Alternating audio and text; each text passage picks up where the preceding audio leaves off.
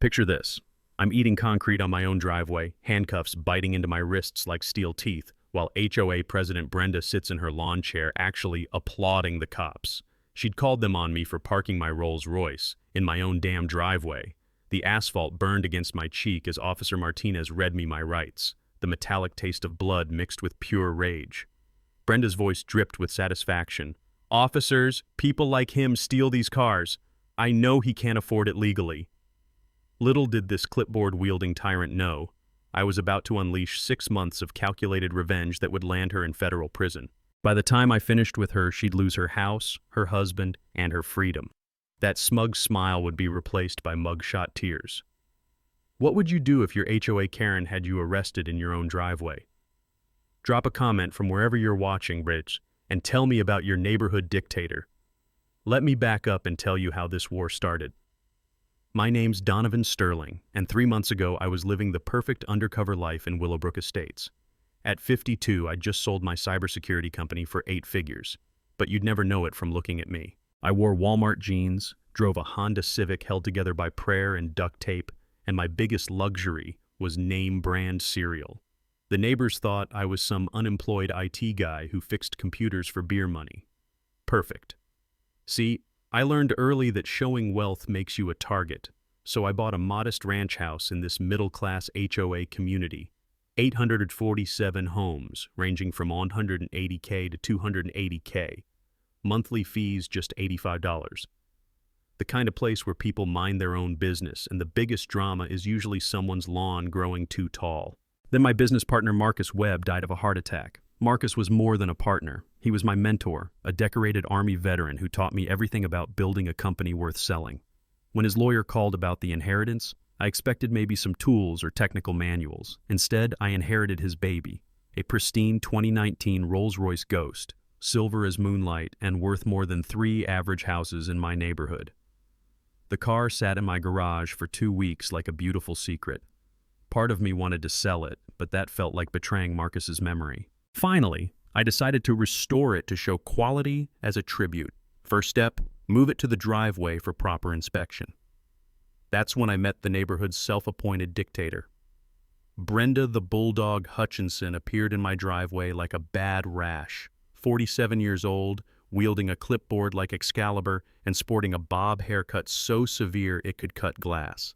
She'd been HOA board president for 8 years, ruling our community with the enthusiasm of someone who'd found her true calling in petty tyranny. The morning I first parked the Rolls outside, I was checking the engine oil when I heard the ominous click-clack of her sensible flats on concrete. I looked up to see Brenda approaching with a measuring tape that snapped like a whip and a camera that flashed like paparazzi lightning.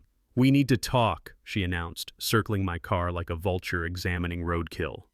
The woman actually measured the distance from my bumper to the property line, twice.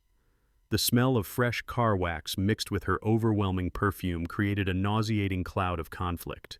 "This vehicle violates Section 12.3 of our community standards," she declared, consulting her clipboard like it contained nuclear launch codes. "Luxury vehicles attract crime and lower property values."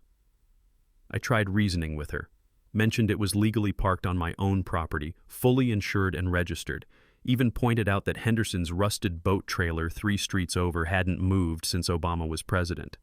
"That's completely different," Brenda snapped, her voice sharp enough to etch glass. "This ostentatious display is inappropriate for a family neighborhood. Frankly, Mr. Sterling," she pronounced my name like it tasted bad, "people driving cars like this usually can't afford them legally."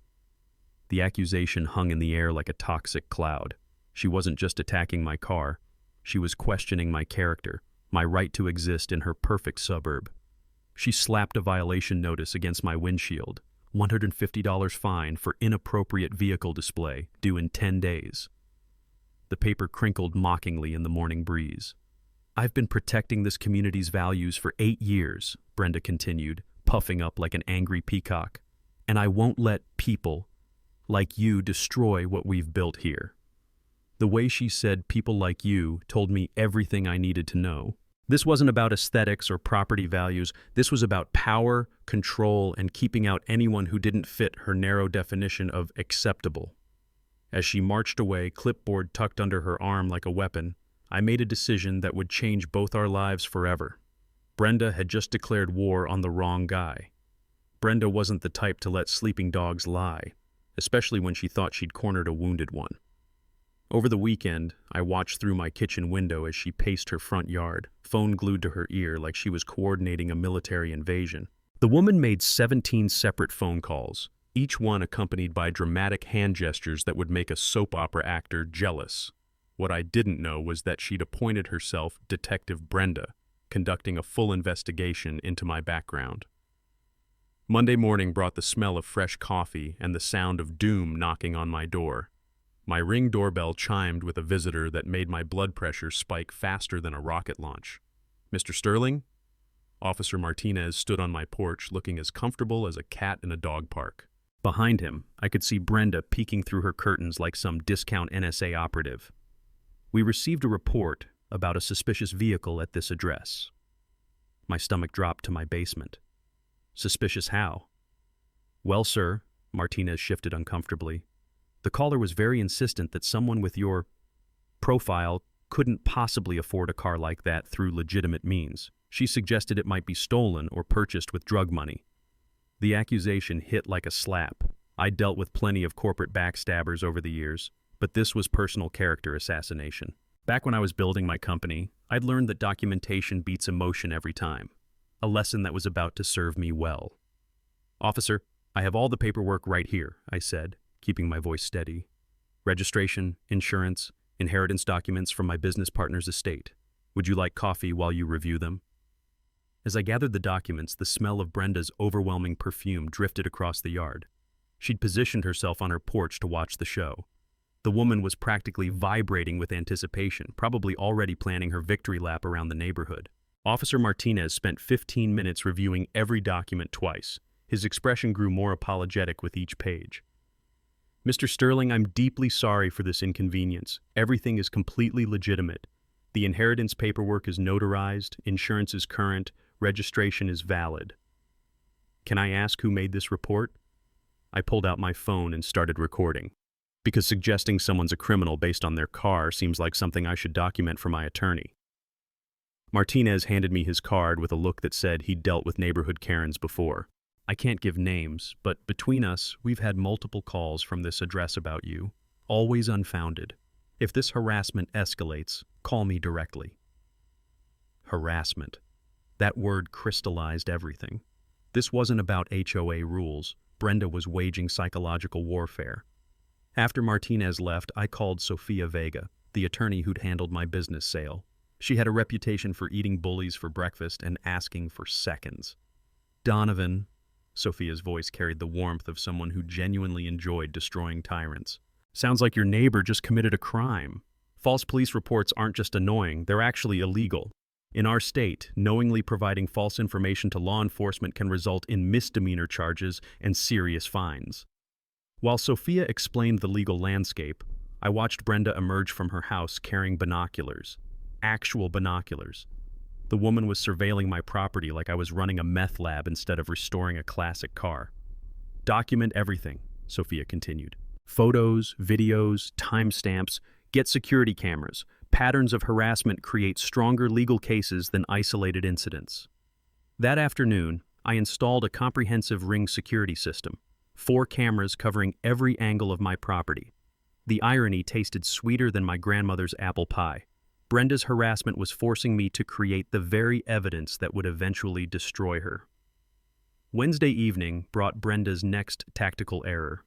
As I grilled dinner on my back patio, she approached my fence with her phone recording, looking like a discount documentary filmmaker. "I'm documenting your activities for the HOA board," she announced. "That grill smoke violates our air quality standards." I looked at my perfectly normal gas grill, then inhaled the thick charcoal smoke drifting from 3 other houses. The absurdity was so complete I almost laughed. "Brenda, are you seriously citing me for grilling hamburgers?" "It's Mrs. Hutchinson," she snapped. "And yes, excessive smoke production violates Section 15.7.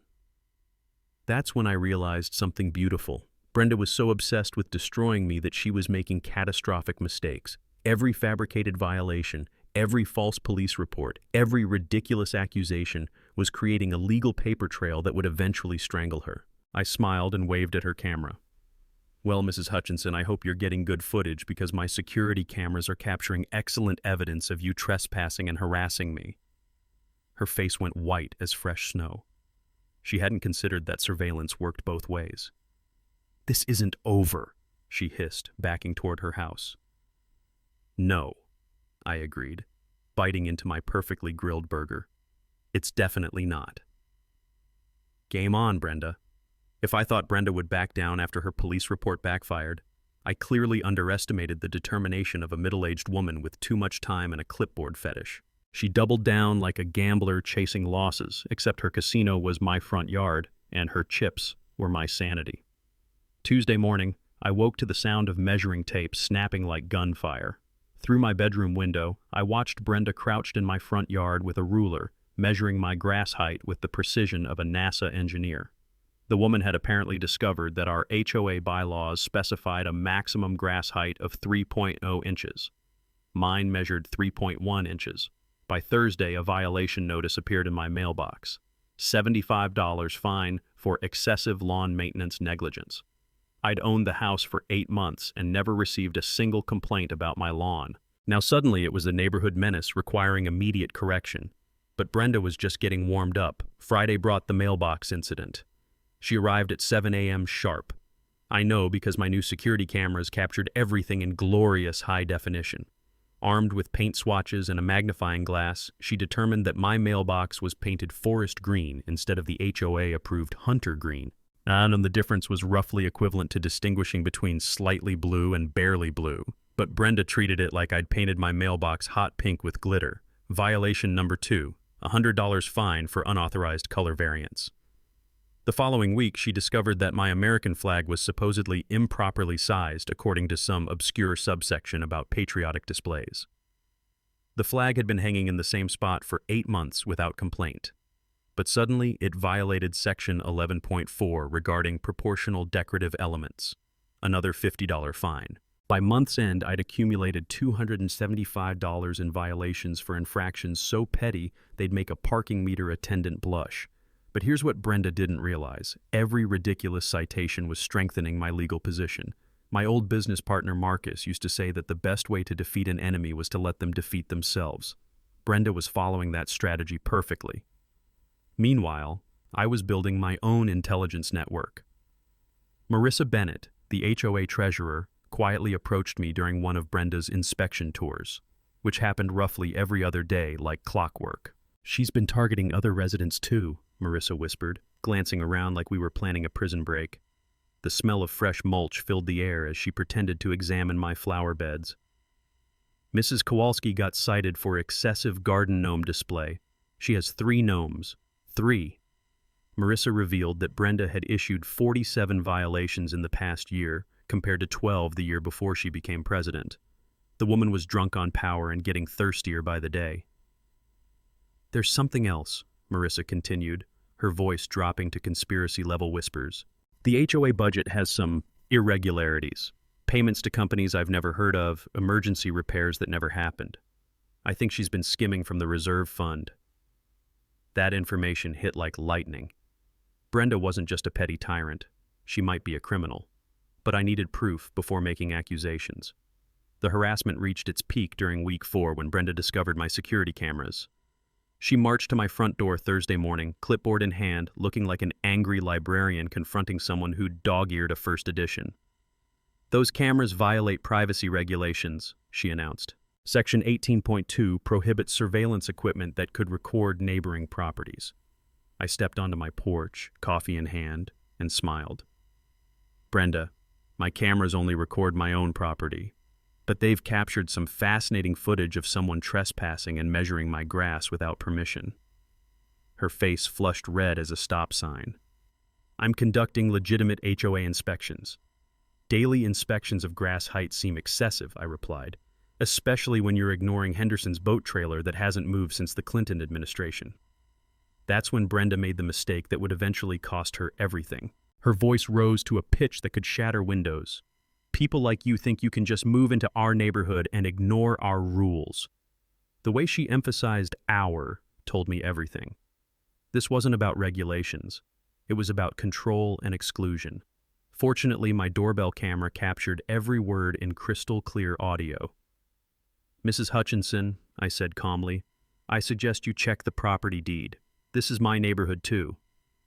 As she stormed away, muttering threats about people who don't belong here, I realized I was witnessing something beautiful. Brenda's complete meltdown was being documented in real time, creating an ironclad case for harassment. By month's end, my security system had recorded 43 separate instances of Brenda on my property, 17 violations for increasingly absurd infractions, and one racist tirade that would make excellent evidence in court. The woman was building my lawsuit for me, one ridiculous citation at a time. By now, you'd think a rational person would realize they'd lost the war. But Brenda wasn't rational. She was desperate, and desperate people make catastrophically stupid decisions. Her latest brilliant strategy? If she couldn't destroy me through petty violations, she'd destroy me financially. The emergency HOA board meeting was called for a Tuesday evening with exactly 24 hours' notice, conveniently scheduled when most working residents couldn't attend. I learned about it through Marissa's frantic text message. "Emergency session tonight. She's planning something big."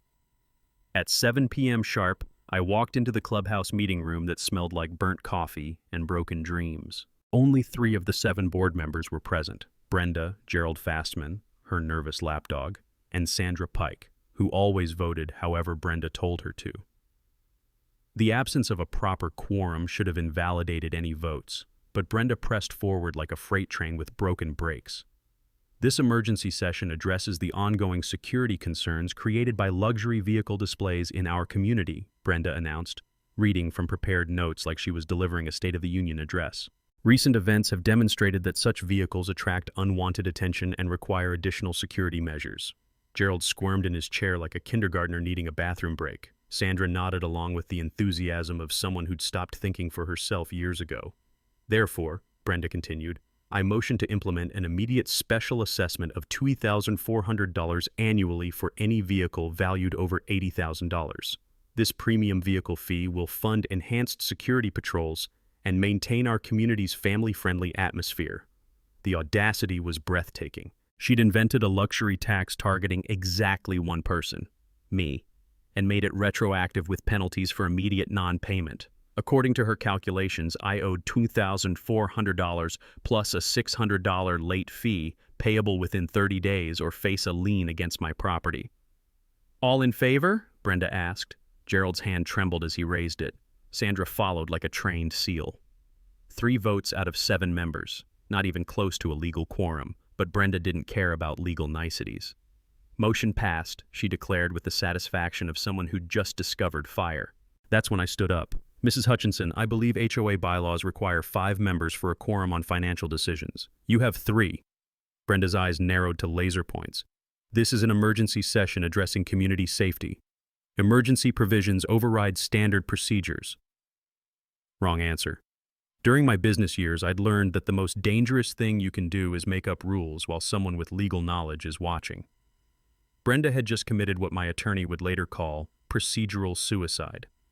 The next morning, I called Sophia Vega with news that made her practically purr with predatory satisfaction. "Donovan, she just handed us a federal case. HOA special assessments require proper notice, typically 30 days minimum. Emergency sessions need legitimate emergencies, not manufactured crises. And that quorum violation? That's going to void everything they voted on." While Sophia prepared our legal response, I discovered Brenda had escalated beyond paperwork. A private security guard appeared in our neighborhood, driving slowly past my house every 2 hours like clockwork. The guy looked like he'd flunked out of mall cop training. Thick neck, permanent scowl, and the kind of swagger that screamed, "Small man with big authority complex." Wednesday afternoon, security guard Steve deliberately parked his patrol car blocking my driveway while I was leaving for groceries. When I politely asked him to move, he informed me that he was monitoring suspicious activity and would move when his patrol was complete.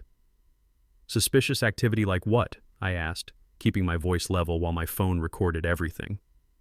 "Luxury vehicles in residential areas often indicate drug activity," he replied, apparently having graduated from the Brenda Hutchinson School of Baseless Accusations. But here's where Brenda's plan backfired spectacularly. She'd hired this security theater to intimidate me, but what she'd actually done was create a witness to her harassment campaign. Security guard. Steve didn't realize he was being paid to commit what my lawyer would classify as stalking by proxy. Meanwhile, Marissa Bennett was conducting her own investigation into HOA finances. What she found made Enron look like a lemonade stand. Over 2 years, $47,000 had vanished from our reserve fund through a series of emergency repairs and consulting fees that existed only on paper. The smoking gun? Payments to something called Hutchinson Property Solutions, a company owned by Brenda's ex-husband Rick. The same Rick who was now providing our security services at triple the market rate. By Thursday, I had enough evidence to bury Brenda so deep she'd need a mining permit to see daylight. But I wasn't ready to strike yet. I wanted her to dig her hole deeper, to commit so many crimes that even the most sympathetic judge would throw the book at her. Friday brought the perfect opportunity.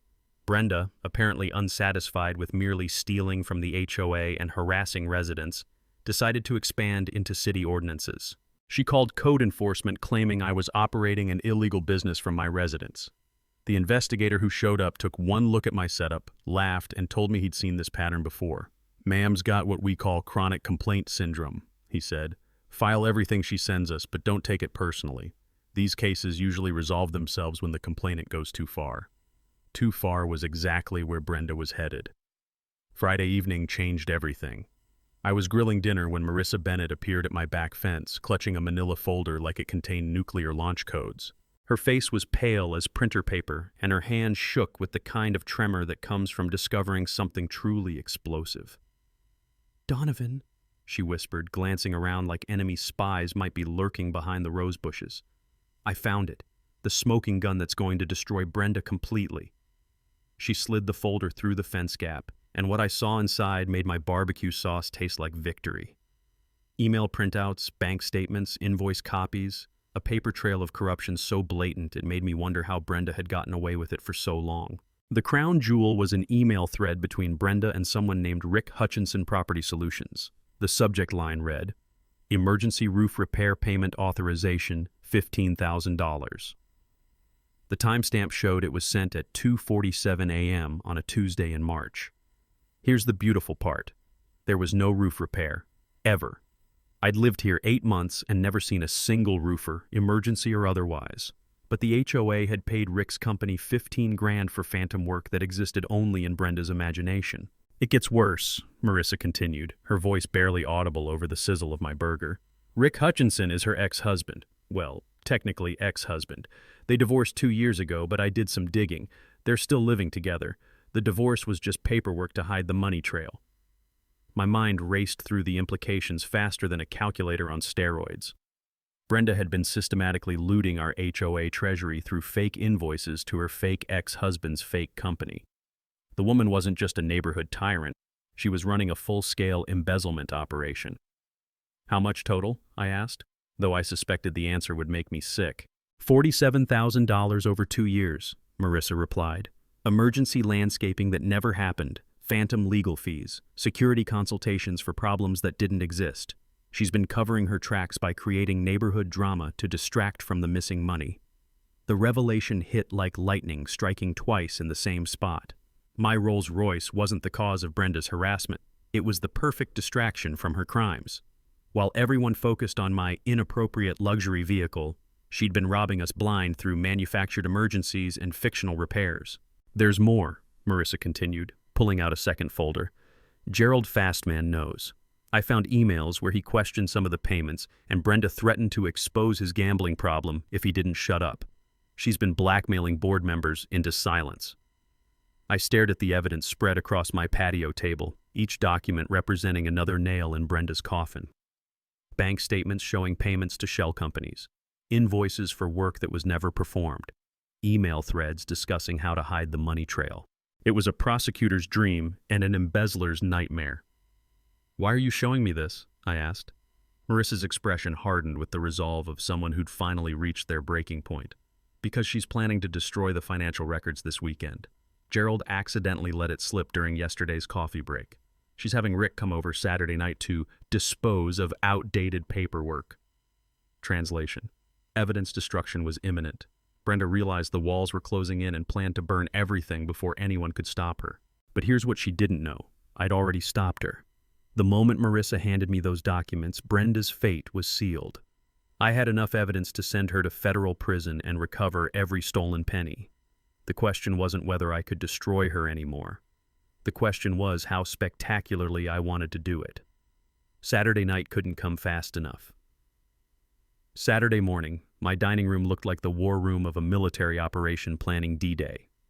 Legal documents covered every surface, my laptop displayed spreadsheets that would make an accountant weep, and Sofia Vega sat across from me with the predatory smile of a shark who'd just discovered a school of tuna. "Donovan," she said, tapping her pen against a stack of evidence thick enough to stop bullets, "this isn't just embezzlement anymore. With the fake divorce, shell companies, and systematic cover-up, we're looking at conspiracy, fraud, and possibly RICO violations. Brenda's graduated from neighborhood nuisance to federal criminal." The plan crystallized over the next 4 hours like a beautiful, vengeful symphony. Phase 1, let Brenda destroy the evidence tonight while we recorded everything. Phase 2, present our case to the community meeting Tuesday. Phase 3, watch her world implode in spectacular fashion. Marissa arrived at noon with Gerald Fastman in tow, looking like a man who'd been carrying a piano on his shoulders for 2 years. The guy was practically vibrating with nervous energy, chain-smoking cigarettes and jumping at every sound. "She's been blackmailing me," Gerald confessed, his voice shaking like autumn leaves. "I had some gambling debts 3 years ago, made some bad choices with HOA money. Brenda found out and said she'd expose everything unless I voted her way on everything." Sophia leaned forward with the intensity of a prosecuting attorney smelling blood. "Gerald, we need you to wear a wire tomorrow night. Get her talking about the embezzlement, the blackmail, everything. One recorded confession, and this case becomes airtight." While Sophia coached Gerald on wire-wearing techniques that would make the FBI proud, I coordinated with Marcus Webb Jr., my late partner's son, who worked as an investigative journalist for the city paper. Marcus had been itching to write an expose about HOA corruption, and I'd just handed him the story of the decade. "This is Pulitzer material," Marcus said over speakerphone, his excitement crackling through the static. "HOA president embezzles 50 grand, blackmails board members, harasses residents based on racial profiling, then destroys evidence when caught. It's like if Shakespeare wrote a crime thriller." By 4 p.m., our team resembled something between Ocean's 11 and a legal think tank. Sophia handled the criminal aspects, Marissa managed the financial forensics, Gerald provided inside intelligence, and Marcus prepared the media strategy. I felt like a conductor orchestrating the most satisfying symphony ever composed. The technical preparation resembled something from a spy movie. Sophia's private investigator installed microcameras in the HOA office, positioned to capture any document destruction. Gerald's wire was sophisticated enough to pick up whispered conversations from across a room. My security system was upgraded to live stream everything to a cloud server that even the most determined criminal couldn't destroy. "Here's what people don't understand about evidence preservation," Sophia explained while testing the recording equipment. "Digital timestamps are nearly impossible to fake, especially when they're uploaded to remote servers in real time. Even if Brenda destroys every physical document, we'll have video proof of her destroying evidence, which is often more damning than the original evidence itself." Sunday brought reconnaissance missions worthy of international espionage. We discovered that Rick would arrive at 11 p.m. with an industrial shredder rented under a fake name. Brenda had scheduled the destruction for after midnight when the neighborhood would be asleep. The woman had planned this cover-up with the precision of someone who'd clearly done it before. Marissa uncovered additional financial crimes during her deep dive into HOA records. Brenda had been skimming from every possible source: maintenance contracts, insurance payments, even the annual community picnic budget. The woman had treated our neighborhood treasury like her personal ATM for nearly 3 years. She's stolen enough money to eliminate HOA fees for everyone for 2 full years, Marissa calculated, her spreadsheet showing the devastating scope of Brenda's greed. 47 families could have saved nearly $5,000 each if she hadn't been robbing us blind. By Monday evening, our evidence package resembled a federal prosecution file. We had bank records, email trails, witness statements, video evidence, and soon-to-be recorded confessions. The case was so airtight that even a public defender could secure a conviction. But the most satisfying part wasn't the legal victory we were about to achieve. It was watching Brenda dig her own grave deeper with every desperate move. Her harassment had created the very evidence trail that would destroy her. Her attempt to cover up the embezzlement would become proof of consciousness of guilt. Her arrogance had transformed a simple neighborhood dispute into a federal criminal case. Tuesday night's community meeting would be more than just an HOA gathering. It would be Brenda's public execution, professionally catered and live-streamed for posterity. "One more thing," Sophia said as we finalized our battle plan. "When this is over, your neighborhood is going to need new leadership. Someone who actually cares about the community instead of pillaging it." I looked around the room at our unlikely team of justice warriors and realized something beautiful. We weren't just destroying a tyrant. We were building something better. Monday night arrived like Christmas morning for people who celebrate revenge instead of presents. At 11:47 p.m., my security cameras captured the most beautiful footage I'd ever seen. Brenda and Rick creeping toward the HOA office like discount burglars, carrying an industrial shredder and wearing all-black outfits that screamed, "We're definitely not up to anything illegal." The irony was delicious. The woman who'd spent months accusing me of criminal behavior was now committing actual felonies while I recorded everything in high-definition glory. Rick's van parked behind the clubhouse like they were planning a bank heist instead of destroying paperwork. Through my laptop screen, I watched them approach the office door with bolt cutters and flashlights. The smell of fresh coffee filled my kitchen as I settled in for the most entertaining home movie of my life. At 11:56 p.m., the office door yielded to Rick's crowbar with a crack that echoed through the suburban silence. Sophia's hidden cameras captured everything. Brenda directing the operation like a general commanding troops, Rick wrestling the industrial shredder through the doorway, and both of them systematically destroying 3 years of financial records. "Get the computer hard drives," Brenda hissed, her voice clearly audible on Gerald's wire. "Smash everything. If there's no evidence, there's no crime." Wrong again, Brenda. What she didn't know was that our HOA had switched to cloud-based accounting 6 months ago. Every document she was destroying existed as backup files on remote servers. She was committing felony breaking and entering to destroy copies while the originals remained perfectly safe. But the truly beautiful moment came at 12:23 a.m., when Detective Martinez and 3 patrol cars surrounded the building with spotlights that turned night into day. The look on Brenda's face when those lights hit her was worth every minute of harassment I'd endured.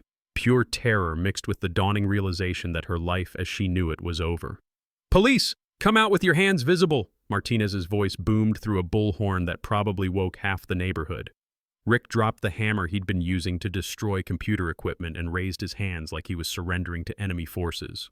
Brenda, true to form, tried to brazen it out even while standing ankle-deep in shredded documents and surrounded by destroyed electronics. "Officers, thank goodness you're here," she called out, attempting her usual authoritative tone while clearly guilty of multiple felonies. "I was securing HOA property from vandalism when these criminals broke in." The audacity was breathtaking.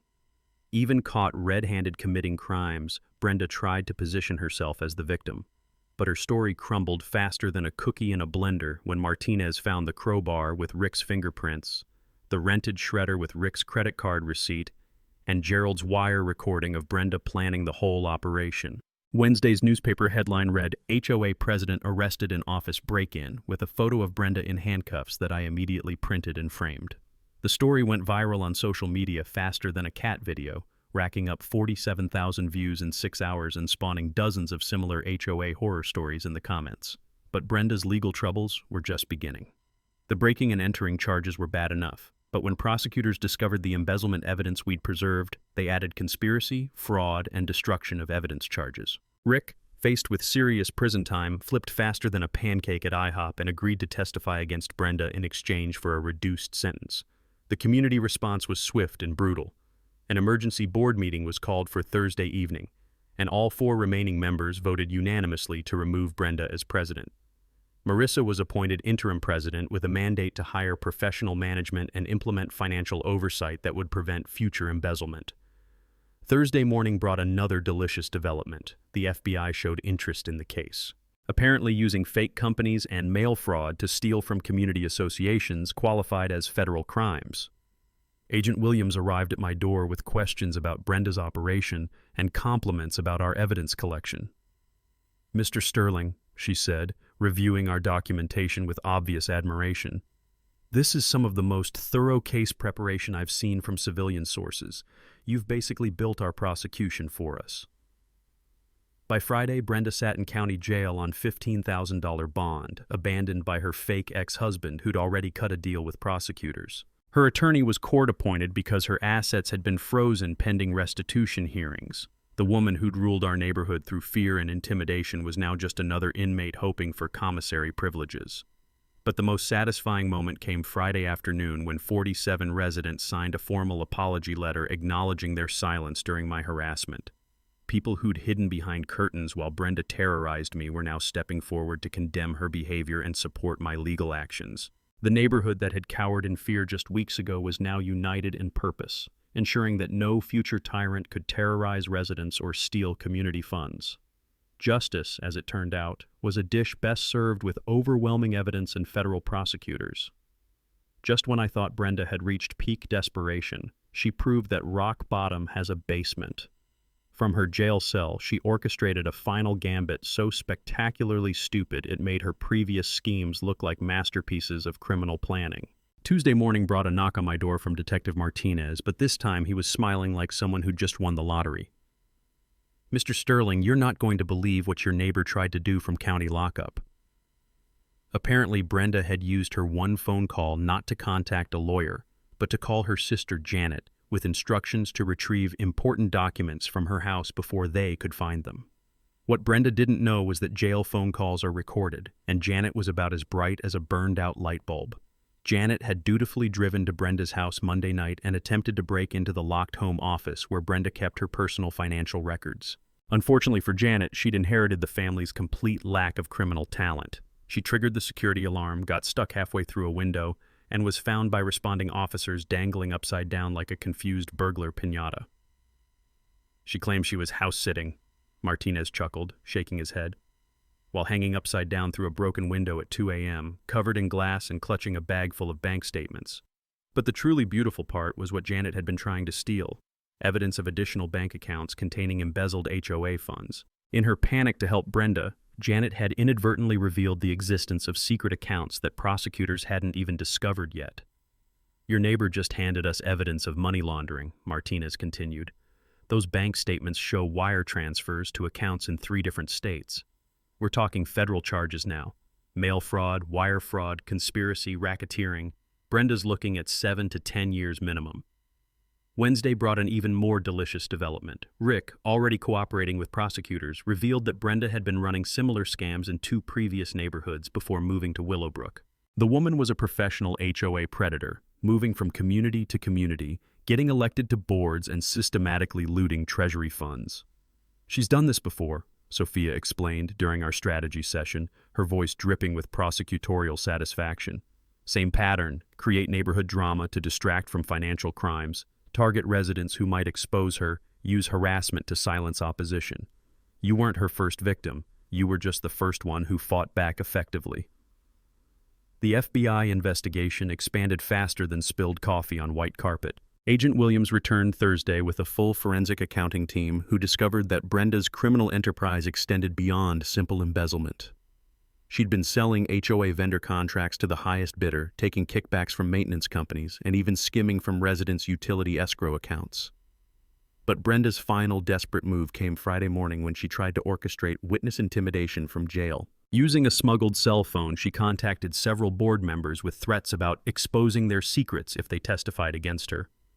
Unfortunately for Brenda, Gerald had been wearing a wire during those conversations too. The woman actually threatened to reveal Gerald's gambling debts and Sandra's affair with the pool maintenance guy, Sophia laughed, reviewing the recorded conversations.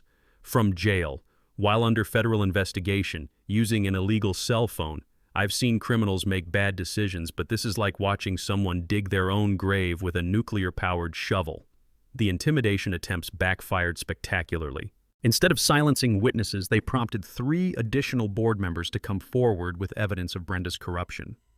People who'd been too scared to speak up before were now lining up to testify against her. Saturday brought the news I'd been waiting for. Federal indictments were being prepared. The U.S. Attorney's Office was treating Brenda's operation as organized crime, complete with RICO charges that could seize all her assets and add decades to her sentence. "She's going away for a long time," Agent Williams confirmed during her final interview with me. "Wire fraud across state lines, money laundering, witness intimidation, obstruction of justice. We've got her on everything except jaywalking." and we're still investigating that. But the most satisfying moment came Saturday evening when I received a handwritten letter from Brenda's court-appointed attorney. She was offering to plead guilty to all charges in exchange for a recommendation of leniency. The woman who'd spent months trying to destroy my life was now begging for mercy. The neighborhood transformation was remarkable. Houses that had been silent during my harassment were now displaying "We Support Donovan" signs. Children played freely in yards where they'd once whispered fearfully about the clipboard lady. The community pool hosted its first block party in 3 years, and people actually smiled at each other instead of looking over their shoulders for Brenda's next inspection. Sunday night, as I sat on my back patio grilling dinner and watching the sunset paint the sky in shades of victory, I realized something beautiful. Justice wasn't just about punishing Brenda. It was about freeing an entire community from the fear she'd imposed. Tomorrow's community meeting would be more than an HOA gathering. It would be a celebration of collective courage and proof that bullies only win when good people stay silent. Tuesday evening, Willowbrook Elementary School gymnasium buzzed with an energy I'd never felt before in our sleepy suburb. 127 residents packed the bleachers like this was the championship game of suburban justice, with 3 local news crews positioned strategically to capture every moment of Brenda's public destruction. The smell of industrial floor cleaner mixed with nervous anticipation as people filed in carrying printed evidence packets I'd distributed door to door. Even Mrs. Kowalski had shown up, her walker decorated with tiny American flags and a sign reading "Down with Dictators" that made me smile wider than a lottery winner. Interim President Marissa called the meeting to order at 7 p.m. sharp, her voice carrying the authority of someone who'd finally escaped from under a tyrant's thumb. Before we address community business, we need to discuss the criminal charges against our former president and the financial devastation she's caused. A collective gasp filled the gymnasium when Marissa revealed the scope of Brenda's crimes. $47,000 embezzled over 2 years, fake companies receiving fraudulent payments, secret bank accounts in 3 states, money laundering charges pending with the FBI. The numbers hit the crowd like physical blows. "This theft means our reserve fund is completely depleted," Marissa continued, her voice steady despite delivering devastating news. "We're technically insolvent. Special assessments will be necessary just to keep our community operational." That's when I stood up, the folder of evidence thick as a phone book in my hands. The gymnasium fell silent except for camera shutters clicking like mechanical insects. 6 months ago, Brenda Hutchinson targeted me for harassment because I parked a legally owned vehicle in my own driveway, I began, my voice carrying to every corner of the gymnasium. What I discovered was that her harassment wasn't about property values or community standards. It was about distraction and control. I pulled out the timeline Sophia had helped me create, a visual masterpiece showing how every act of harassment corresponded with a fraudulent payment to Rick's fake company. The correlation was so obvious that even a kindergartner could see the pattern. While Brenda was measuring my grass and calling police about my car, she was systematically robbing all of you, I continued, holding up bank statements like evidence at a murder trial.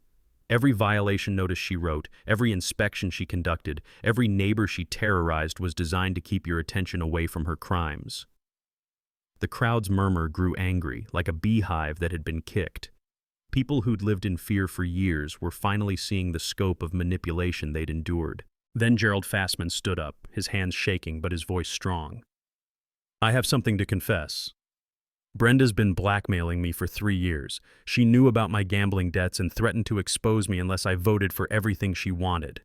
The gymnasium erupted in shocked gasps and angry shouts. Gerald continued over the noise. "But yesterday I recorded her trying to intimidate witnesses from jail. She said, and I quote, 'We need to keep those people in line. They don't belong in our neighborhood anyway.'" That phrase, "those people," hit the crowd like a lightning bolt. The racist undertones that had been whispered about for years were now confirmed in Brenda's own recorded words. Mrs. Martinez, whose family had been harassed about their children's bicycles, stood up with tears in her eyes.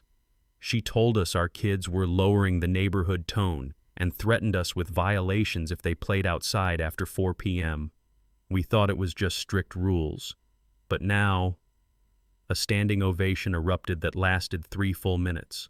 Person after person stood to applaud Gerald's courage and the Martinez family's honesty. The sound echoed off the gymnasium walls like thunder, washing away years of silent compliance with roaring defiance. Channel 7's reporter seized the moment. "Mr. Sterling, What would you say to other HOA residents facing similar harassment? I looked directly into the camera, thinking of every person in every neighborhood dealing with their own petty tyrant. Document everything, build alliances, know your rights, and never let bullies convince you that fighting back makes you the problem. The formal vote to permanently ban Brenda from all HOA positions passed 89-3 with thunderous applause. The 3 dissenting votes came from her remaining cronies who were now social pariahs facing their own investigations. But the moment that made everything worthwhile came when 8-year-old Tommy Martinez approached the microphone his mother had helped him reach. In a voice that cracked with childhood honesty, he said, "Mr. Sterling, thank you for making the scary lady go away. Now we can play outside again." The gymnasium fell silent except for the sound of grown adults wiping away tears. Even the news crews stopped filming, moved by the simple truth of a child who could finally feel safe in his own neighborhood. As the meeting ended with residents literally hugging each other in celebration, I realized this wasn't just about defeating one corrupt official. We'd proven that communities could fight back, that documentation defeats intimidation, and that standing up to bullies protects everyone. Brenda's reign of terror was over. Our neighborhood's renaissance had just begun. 6 months later, standing in my driveway washing the Rolls Royce while neighborhood children played hopscotch on the sidewalk, I could barely recognize the community we'd become. The transformation was so complete it felt like we'd moved to an entirely different planet, one where people smiled at each other instead of hiding behind curtains. Brenda's legal reckoning had been swift and thorough. Federal prosecutors threw the book at her so hard it probably left bruises. 18 months in federal prison for wire fraud, conspiracy, and money laundering. 3 years probation. Full restitution of $63,000 plus interest and legal fees. Her assets were seized, her house foreclosed, and her reputation destroyed so completely that she'd become a cautionary tale in HOA management training programs nationwide. Rick got 8 months for conspiracy and cooperated so enthusiastically with prosecutors that he practically testified with pom-poms. Their fake divorce became a real one when Brenda discovered he'd been embezzling from their embezzlement operation. Honor among thieves apparently has its limits. The financial recovery exceeded everyone's expectations. Our class action lawsuit not only recovered the stolen funds but secured additional damages from the management company that had failed to provide proper oversight. Instead of the special assessments everyone feared, we actually reduced monthly HOA fees by 30% and built a reserve fund that would make Fort Knox jealous. But the real victory wasn't financial, it was social. Our neighborhood had transformed from a community ruled by fear into something resembling an actual community. Monthly social events replaced Brenda's inspection walks. The community garden that now grew where her enforcement station once stood produced vegetables that residents shared freely. Children's laughter had replaced the sound of measuring tapes clicking ominously in the morning silence. The Marcus Webb Memorial Scholarship became my proudest achievement. Using a portion of the lawsuit recovery plus my personal contribution, we established a $25,000 endowment for local students pursuing cybersecurity degrees.